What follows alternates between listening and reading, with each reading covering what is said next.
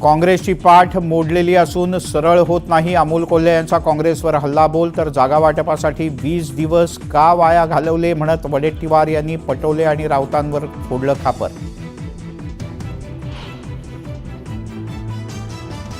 महाविकास आघाडीत दुरुस्ती करणं गरजेचं. समन्वय न राहिल्यास मोठी किंमत मोजावी लागेल. तर इंडिया आघाडी एकदा तुटली तर पुन्हा तयार होणार नाही. अंतर्गत धुसफुसीच्या मुद्द्यावरून राऊत यांनी व्यक्त केली चिंता.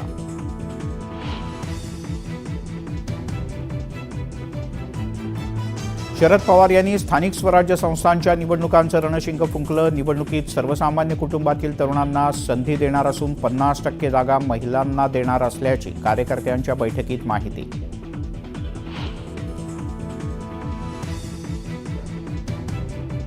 विधानसभा निकालाच्या मुद्द्यावरून जयंत पाटील आक्रमक. पक्ष चालवणं काही सोपं काम नाही म्हणत नेत्यांना टोला. 8 दिवसात स्वतःहून प्रदेशाध्यक्षपदाचा राजीनामा देतो. जयंत पाटील यांचं मोठं विधान.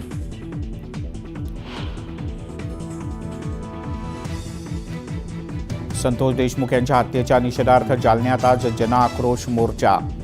संभाजीराजे छत्रपतींसह सुरेश धस, मनोज जरांगे मोर्चात सहभागी होणार.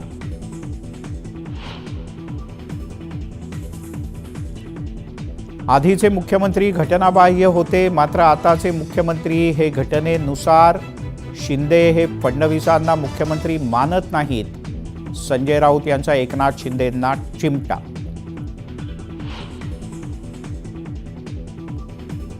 मुंबईनंतर आता भंडारा शहरात दिसली एकाच नंबर प्लेटची 2 वाहनं. दोन्ही प्रायव्हेट स्कूलची वाहनं. पोलिसांकडून कारवाईबद्दल सारवासारव.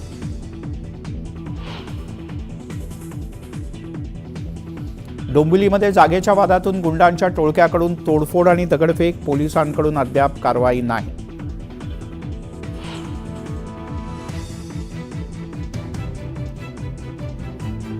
हॉर्न का वाजवला म्हणून कुटुंबाला बेदम मारहाण. कारचीही तोडफोड. पुण्यातल्या मुंढवा इथली घटना.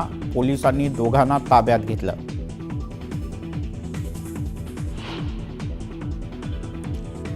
डोंबिवलीमध्ये नशातून सर्वसामान्यांना त्रास देणाऱ्या नशेखोरांना पोलिसांनी दिला दणका. थेट रस्त्यावरून काढली धिंड.